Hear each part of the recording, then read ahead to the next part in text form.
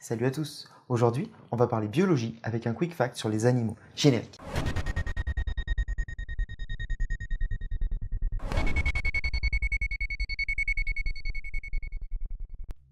Le koala est l'animal qui dort le plus.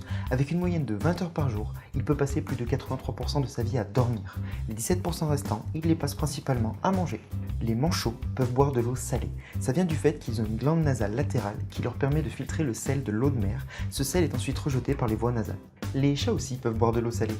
En effet, leurs reins sont beaucoup plus efficaces que les nôtres pour expulser le sel, ce qui leur permet de boire de l'eau salée sans subir les effets de la déshydratation causée par le sel. Le chat peut exprimer plus de 100 vocalisations différentes. Certains biologistes s'entendent à dire que la plupart de ces vocalisations sont apparues depuis leur domestication par l'homme dans le but de communiquer avec nous. Les chats, encore une fois, ont deux types de ronronnement. Un pour les états de maladie et de stress intense, qui a un effet rassurant et apaisant, et un autre pour simplement exprimer leur contentement. Pour en finir avec les chats, saviez-vous que ceux-ci, contrairement à la croyance populaire, ne voient pas dans l'obscurité totale? En réalité, leurs yeux disposent d'une couche de cellules sur la rétine qui leur permet de voir à faible luminosité. C'est également cette couche de cellules qui rend leurs yeux brillants la nuit. Les méduses sont composées à 98% d'eau. Cette caractéristique fait d'elles l'animal avec la plus haute teneur en eau. La guêpe de mer, ou méduse boîte, est considérée comme l'animal le plus venimeux au monde. Elle a fait pas moins de 5500 victimes ces 60 dernières années. Le venin injecté par ses filaments attaque directement les cellules de la peau, passe dans le sang, puis attaque le système respiratoire et le cœur, vous faisant mourir dans d'affreuses souffrances en un temps record. Le piraiba est le plus gros poisson-chat d'Amazonie.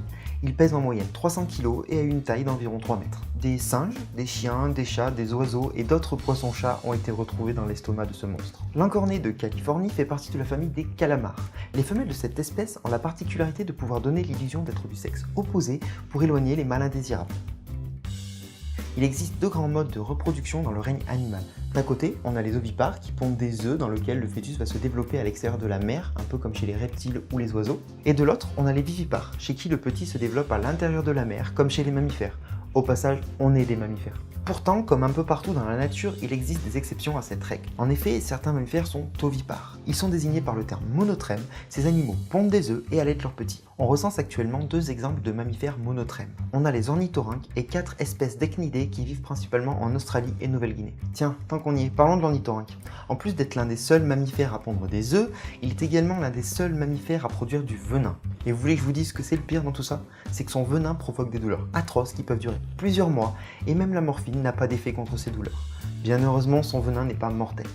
Les étoiles de mer ont la capacité de pouvoir régénérer un de leurs bras. Dans certains cas extrêmes, elles sont même capables de se régénérer entièrement à partir d'un tout petit fragment d'elles-mêmes.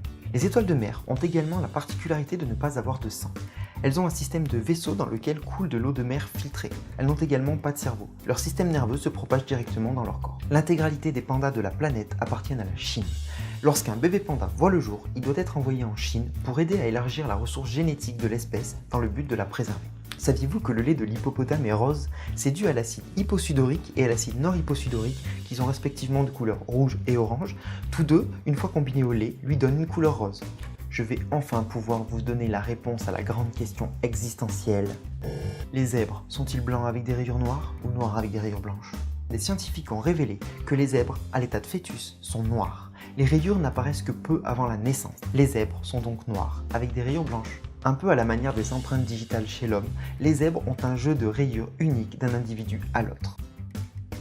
Voilà, c'est tout pour aujourd'hui. Si tu as aimé cette vidéo, tu peux laisser un petit like et la partager autour de toi, ça me fera énormément plaisir. En tout cas, n'hésite pas à me laisser ton avis dans les commentaires. Si certains faits t'intriguent et que tu souhaites que je les développe dans de futures vidéos, tu peux me le faire savoir par exemple via Messenger, les liens sont en description. Et comme toujours, abonne-toi et active les notifications pour ne rien manquer et faire grandir la communauté. Sur ce, je te souhaite une bonne journée, soirée, nuit en fonction de l'heure où tu regarderas cette vidéo et je te dis à bientôt. Bye!